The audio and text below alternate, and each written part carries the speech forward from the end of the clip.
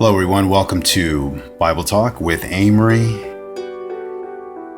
Atheism, Fool's Gold is the title of our discussion for today. Atheism, Fool's Gold.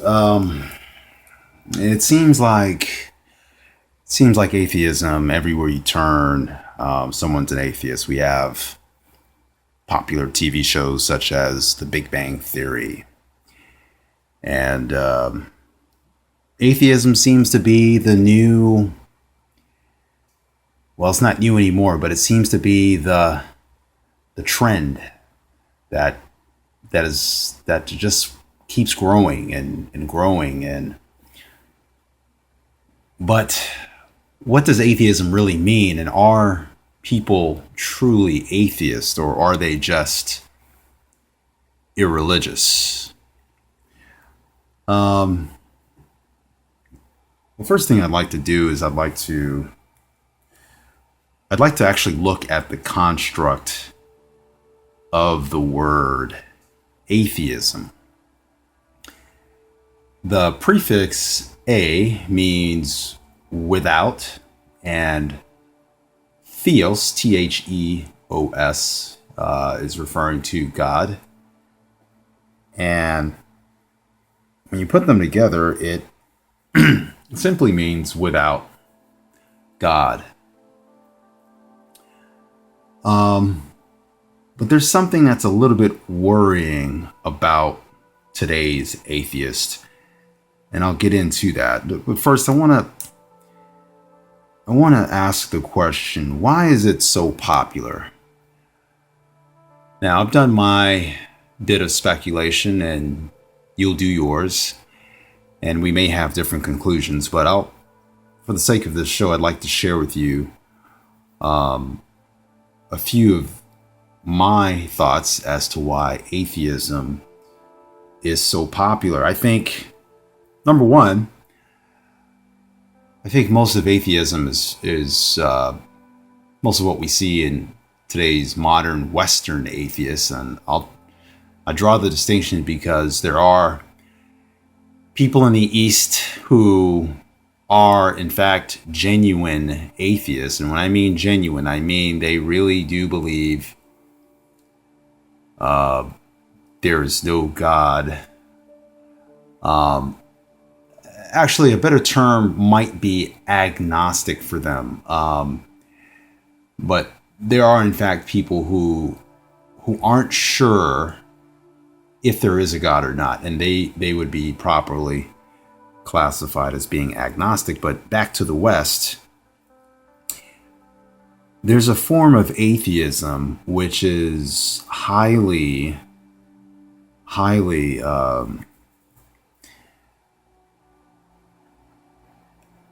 against formed religion. And I would argue that a lot of these atheists, they actually come from backgrounds in which their parents are a part of a religion or are spiritual.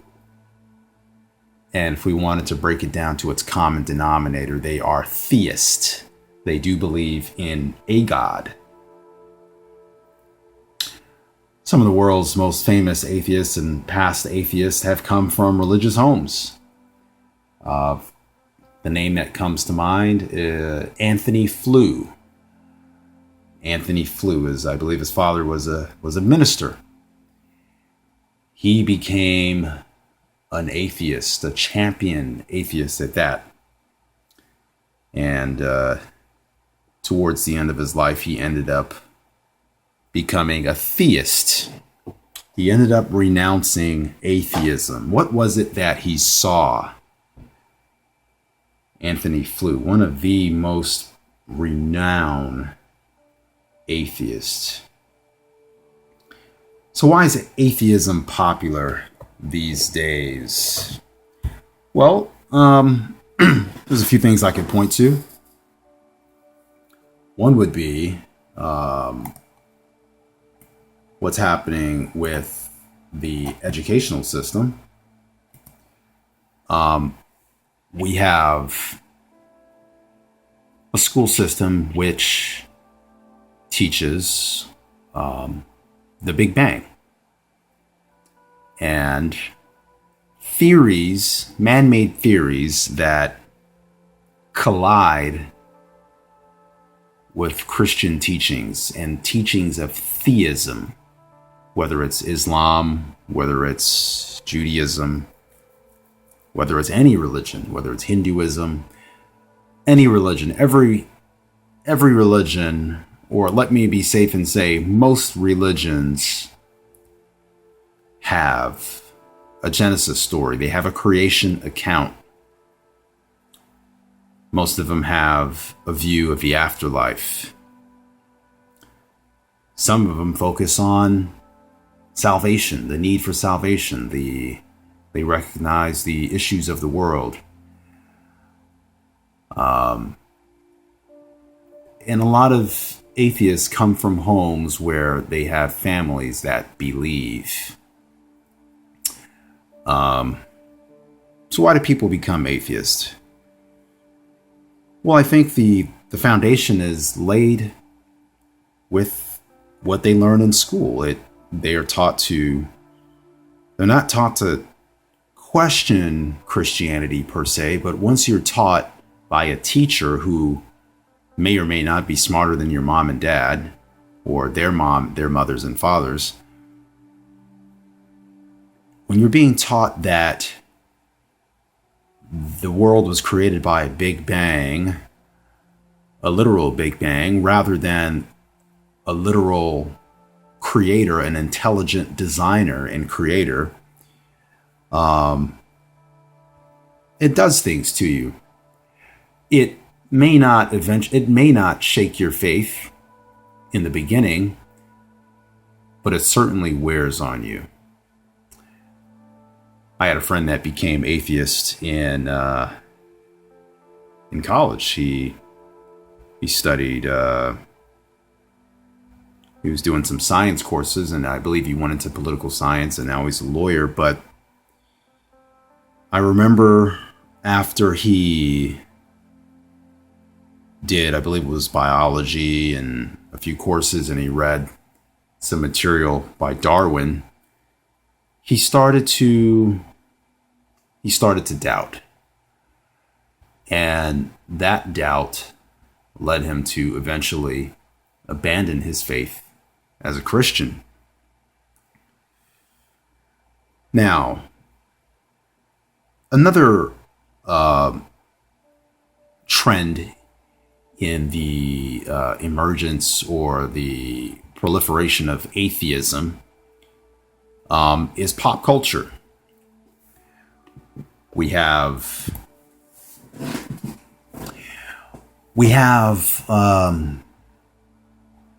television, we have music, we have the interviews of these celebrities and musicians, and oftentimes they'll mention their personal religious beliefs. And more times than others, more often than not, the people sometimes, the artists and the celebrities will say they're atheists. So outright say they don't believe in God, or maybe that they're not sure, or they won't really have a comment on it at all. But pop culture, to an extent, has sort of helped proliferate the belief in atheism. But I think the most powerful, the most damaging thing so far, which has helped create a lot of atheists, which has helped shake the faith of a lot of people who grew up in religious homes, has been the powerful tool called ridicule. Ridicule is such a powerful tool that, when properly applied, you can you can pretty much get a person to back away from whatever they believe, whatever they used to believe, or whatever it is they're presenting at you. Some very famous and very charismatic people on television, such as Bill Maher. Some of you may know him, Maher. He spends quite a bit of time and quite a bit of energy poking fun at Christians, especially the Christian right, Republicans, and he being a famous liberal in the media. He finds great joy in mocking Christians, mocking religion. And this is powerful. This has a powerful effect on people's minds, on people's belief systems, on people's faith. Remember, faith is, according to Hebrews 11:1, it's the substance of things hoped for, the evidence of things not seen. That being said, for a person who is irreligious or who is atheist, it becomes quite easy to mock a person's faith. And undoubtedly, as a result, many people have fallen to the wayside. I want to take a minute to turn the tables on atheism a little bit. But before I do that, let me talk about a little bit more about the in-group, out-group. The in-group, being the atheist crowd, position themselves as the wise intellectuals, the purveyors of knowledge. And they point to the out-group as being traditionalist, old-fashioned, stupid, foolish, everything and anything negative you can imagine. And when you see the people in the in-group who are a part of the media, they're celebrities, they're rich, they're attractive, they're trendsetters, it has a powerful effect on people. And a lot of people who once were Christian now are not, because of this. But what is this substance that they are now affiliated with? What are they chasing? What is it that they are hoping to get from this? Is it community? Is it purely to disassociate themselves from the likes of Christians and other theists? Is it popularity? Is it to just be with the popular crowd? Whatever it is, I want you to know there is definitely an in-group, out-group, and the in-group, the so-called in-group, are the ones who are determining, at this point, a lot of the flow of society.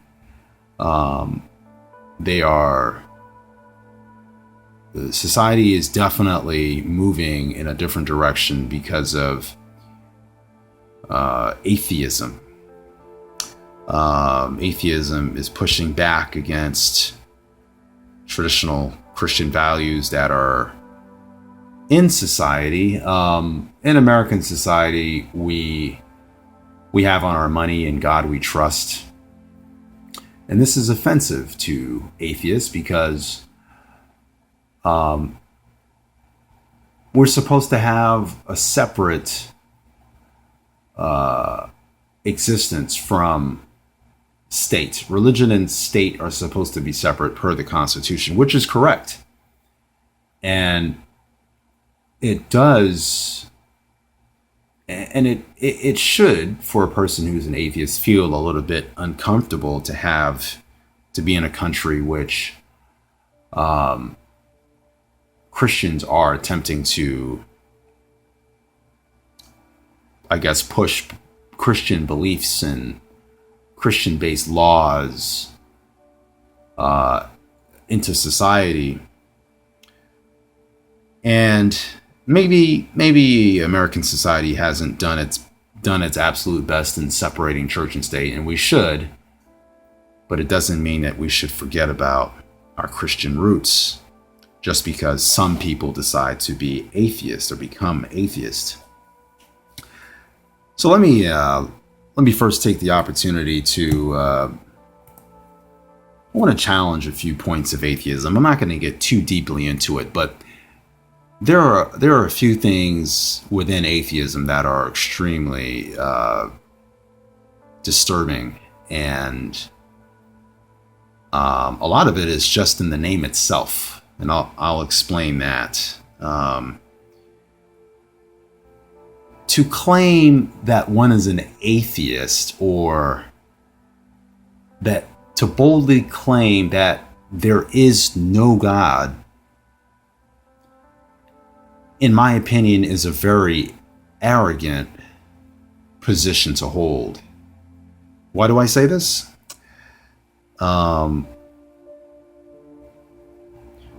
We are still exploring this universe. We are finding new things. We're still exploring planet Earth. And for one to say, undoubtedly, 100%, that there is no God, when we live in this vast universe with an intricate ecosystem that is so intertwined, species and the oxygen CO2 cycle and the trees, and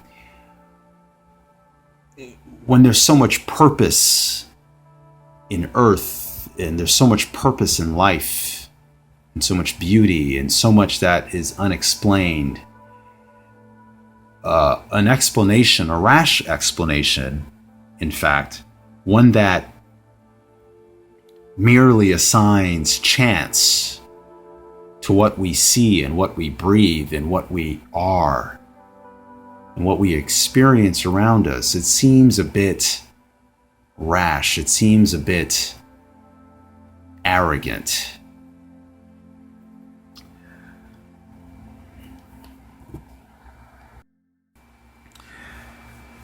In atheism, one of the pillars for the creation account of atheism is the Big Bang. And what's interesting is that when atheists poke fun at Christians, they usually poke fun at the creation story, the God coming down and forming man and woman out of the clay, out of the dirt, and breathing into his nostrils the breath of life. They usually poke fun at this. They poke fun at the 7 days. They poke fun at the Bible. And this ridicule, this ridicule of Christian beliefs is replaced with evolutionary biology, a belief that's held by many atheists, especially many Western atheists, who to some extent or another believe in the Big Bang Theory. I'd like to share a little something that I read in an article. It came out in February 10 of 2015 of this year. And it came out in the Daily Mail. The Daily Mail. They produced an article, and there are other news outlets that have similar articles, and it's based on some research that was being done. And the title of the article is "Did the Big Bang Ever Happen?" quantum model predicts universe has no beginning. And it could even explain dark energy. Okay, so this is interesting. So a pillar of the atheist belief system, the system which they use to attempt to discredit Christianity and all religion, they tend to lean heavily on science. But the problem is that with their science comes error. Remember, the Big Bang theory is exactly what it states. It's a theory. It's not a law. They're not for sure that this happened, but they believe in it. It's a form of faith. And to be honest, I feel that it takes more faith to actually accept that life came out of an explosion. That the gases and the matter that existed came into being because it wanted to. That takes more faith to believe that, and that seems very ridiculous, than to accept that there's an almighty supreme being that Christians refer to as God, or the Lord, or Jehovah.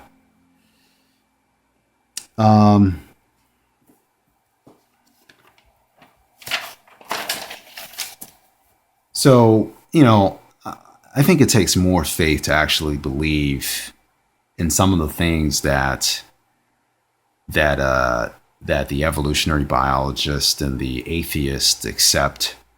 And it begs the question, how can you ridicule Christians for believing in what they believe when your belief system in the Big Bang is constantly being challenged by other scientists, and they're not even sure what happened? And if they're not sure, how can you be sure in this thing called atheism, in this lack of God, in a world without God or a universe without God? How can you even say that with a straight face? How can you attempt to think that there is no God when the majority of scientists are still searching for something that's out there? When it comes to atheism and why people may be becoming atheists, there's something else that I wanted to point out. And in Christianity, in religion, there are obvious limits. There's morality. There are limits that are set by the Bible or other religious books, but in my case, and for this broadcast, the Bible. And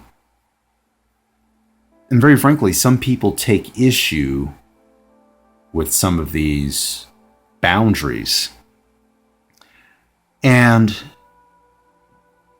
basically, they want to be free. They don't want to be bound to a God. They don't want to be bound to a belief system. They want to be free. They want to do what they want to do when they want to do it. And that's why I believe atheism is fool's gold. There's a verse in the Bible in Psalms chapter 14, verse 1, and it goes like this. It says, "The fool hath said in his heart," or her heart, "the fool hath said in his heart, there is no God." The Bible continues to say, "They are corrupt. They have done abominable works. There is none that doeth good." Atheism, fool's gold. The Bible is very clear on the position of atheism, and it calls these people fools. But why is that? Why are they fools? I'm going to get back to that. But before I get to that, I want to bring out this verse that comes from the Satanic Bible. And it's a satanic commandment, and there's only one of them, and it says, "Do what thou wilt. Do what thou wilt." Is this not the end result of atheism? No matter which direction you start from, no matter if you are a Christian and you become atheist, no matter if you were born that way, ultimately, you are doing what you want to do in terms of morality, in terms of your belief system, in terms of everything. You're doing what you want to do without question, without guilt, without conscience. Some atheists, in fact, may be moralist. A moralist being a person who keeps to a widely accepted set of morals or moralistic behavior, such as not killing or stealing. They may even do acts of kindness, such as feed the homeless or visit shelters and give money to charities, etc. But is this a replacement for what Christians believe? And is this something that an atheist can say, well, this makes me a good person?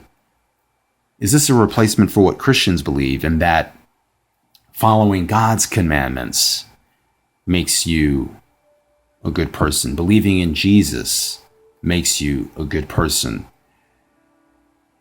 See, it's really difficult to become an atheist and then create your own rules and then call yourself a good person. It's illogical. And I think that might be part of the reason why the Bible says a fool in his heart says there's no God. The Bible continues to say they are corrupt. They have done abominable works. There's no one that does good. And this is because they've created their own set of rules. But the flaw in this is, how can you have a set of rules that might be at odds with another person's set of rules, or society's set of rules? Wouldn't there be some conflict there? For instance, there are people who see nothing wrong with killing, especially war. They see nothing wrong with killing babies. And I'm not just talking about abortion. I'm talking about people. There were some people arguing that children, because they, up to the age of 3, because they haven't developed their personality, or they haven't developed, I think they said, memory. Not exactly sure all the arguments they were using, but there was a conference on this where they were arguing that these children could be killed legally or should be able to be killed legally up to the age of 3 if the parents so choose. This is the result of doing what you will.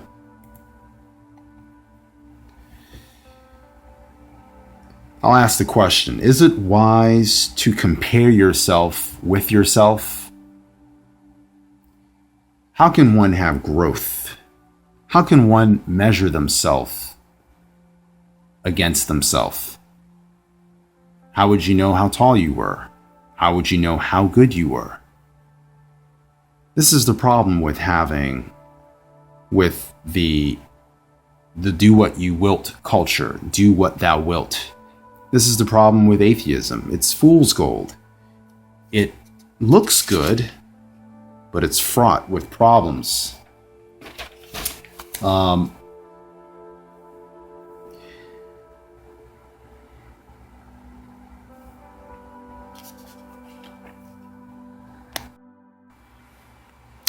Atheism is fraught with problems. I do believe that a better position, a more wise position, and I'm not trying to give people ideas on how to escape religion or how to categorize themselves so that they seem less foolish, or so that they seem more acceptable. I think a better term would be agnosticism, which literally means without a knowledge of, and we refer to God. Without a knowledge of God, it's less assuming, it's less pretentious, and doesn't sound as foolish as atheism. Saying there is no God, definitively, case closed, book shut. But once again, I'm not arguing for or attempting to champion agnosticism, for I am a Christian. But what I am challenging is atheists to drop this arrogant position in which they believe God can't exist. God won't exist. God doesn't exist. Case closed. So stop bringing him up. I think it's a very, very dangerous position to hold. And it promotes ignorance. Back to the reasons why I think people become atheists. I think people become atheists because they want nothing to do with God. They want nothing to do with the Christian God. There are people who are very interested in Eastern religions, Buddhism, Jainism, maybe Hinduism, because it's unfamiliar. It's different. It's not Christianity. Therefore, it's good in their eyes, in their estimation. It doesn't judge them. There's no hell.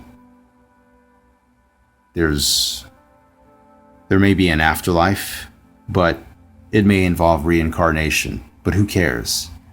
They live for now.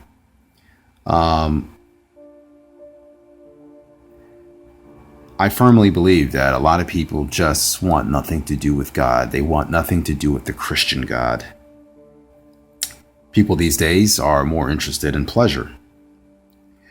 I believe, once people become atheists, if they had a religion, now they can do whatever they want.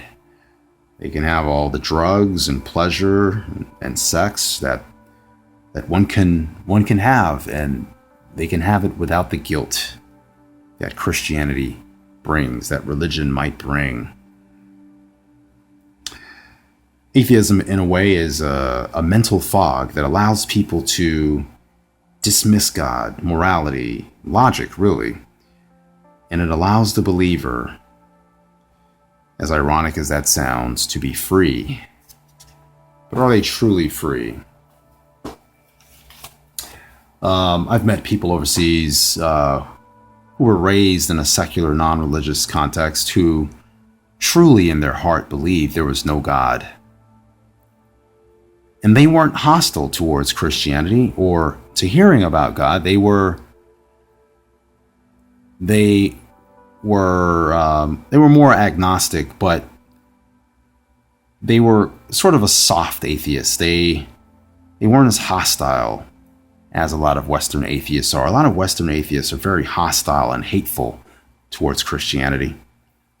In Western society, where Christianity has been for centuries and a millennia, depending on which part of the world you're in, people have a more caustic attitude towards religion. Case in point, Richard Dawkins, famous atheist, evolutionary biologist, goes around debating people and telling people that there is no God. Religion is the cause of all the world's problems, wars, and different things. But the truth is even atheists are capable and could be capable of war and doing bad things. The thing is when you don't have a set of rules, morals, when you create your morals, you can do whatever you want. Killing is not killing. It's something else. It's stealing becomes finders keepers or whatever the example. They can do whatever they want. They have the power now to change in their minds what is good and what isn't good. So once again, my main problem with the teachings of atheism is that they're so absolute, so dogmatic in their confidence that God doesn't exist, which I believe is a very arrogant, flawed position to keep, because atheists, unlike Christians, when it comes to the sciences, are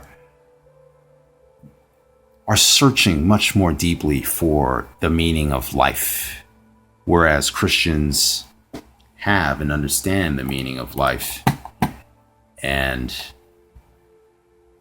are not so worried about finding out the origin of life and different things. And my final points about this fool's gold that atheism seems to bring is the notion of meaninglessness, hopelessness, nothing to look forward to.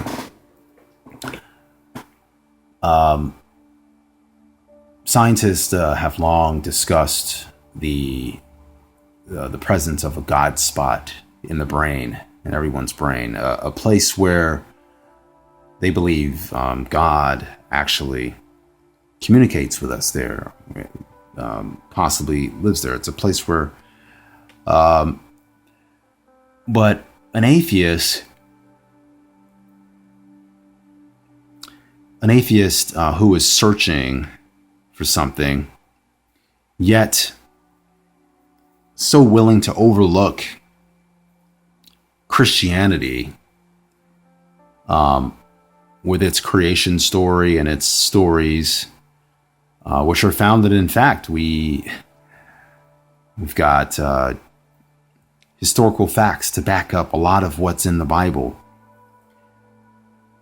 But it seems that they're more willing to believe some scientist or who's written a book about the theory of life, or some scientist, Darwin's evolution of the species. They're more willing to grasp onto something like that rather than just something which takes so much more faith to accept. Fish turning into this and that, and monkeys turning into people. But then all the examples of atheism, all the examples they point to as being evolution, are still present. You still have monkeys. Why haven't they changed? It's such a far-fetched belief system that it literally makes more sense to believe in Christianity. It makes more sense to believe in, at the very least, intelligent design, theism. We look around at very complex things in nature, complex cycles of life, cells and mitochondria and cells, and just amazing things on this planet. And in a disparaging tone, atheists will say there's no God. This came into existence in and of itself, by itself, for itself. I don't know about you, friends. That seems a lot. That seems like a lot to accept as being logical. It seems like a lot to just believe. Another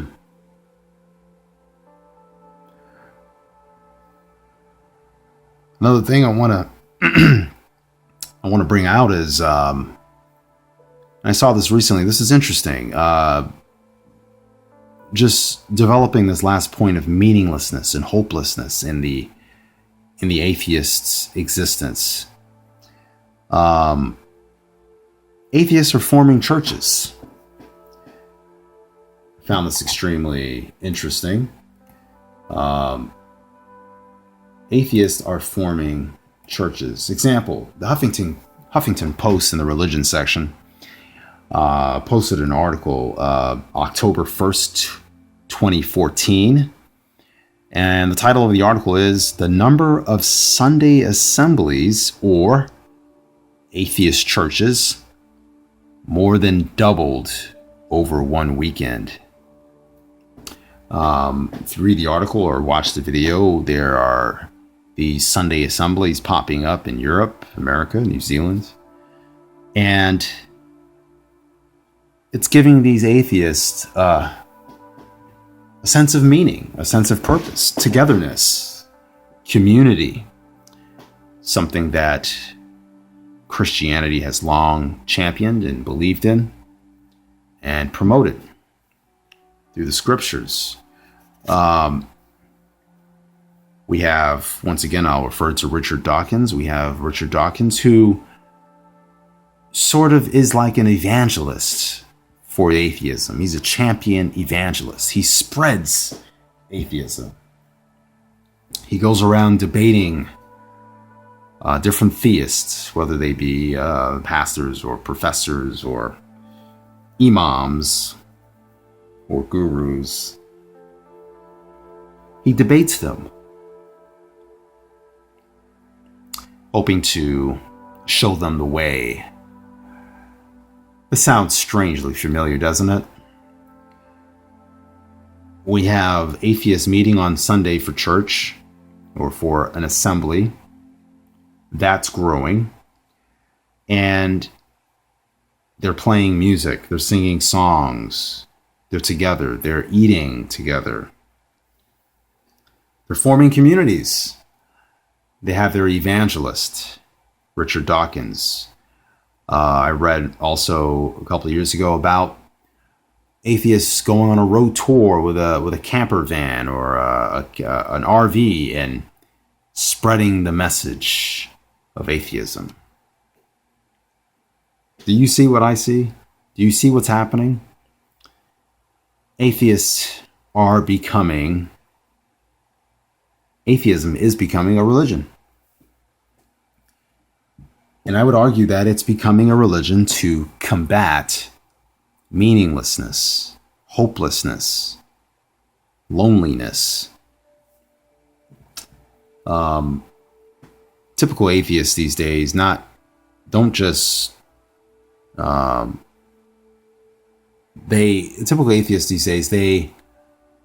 they seem to be more hedonists. They seem to be more pleasure seekers, pleasure lovers.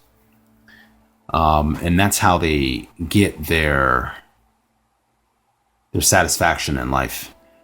And with atheists now who are sort of progressing, they're finding each other, and they're developing these meeting places, and they're reaching out to other atheists, and they're sharing these ideas. They're teaching their children. They've become like a full-fledged religion. I was listening to the video that the Huffington Post put out. They went into one of their assemblies. They don't believe in the afterlife, so that's their future. They don't believe in when you die you go to heaven, or after the judgment you go to heaven, or when you die you're resurrected and you may go to hell. All that is exempt. It's all moved out. When you die, nothing happens. You go into the ground. That's their belief. They have their Genesis account. They have their creation account, whether it's evolutionary biology or whether it's some other theory, some other belief system. But they're forming and they're becoming a community. I see this as the weakness of atheism. Atheism has inherent weaknesses because it's lacking a God, and it's lacking logic in terms of their focus as to who they are. How could one logically say there is no God when the universe, the solar system, hasn't been explored yet? Doesn't it seem a bit early to claim victory and say there's no God when there's still all sorts of probes probing space, and we're still, knowledge, according to scientists, is doubling every 6 months? Something I want everyone to think about. Anyway, everyone, this is Amery with BibleTalk, and I hope this message has reached a few hearts, and we look forward to some of your comments here on YouTube or on the Facebook page that we will create here in the future. Thank you, and we'll see you next time.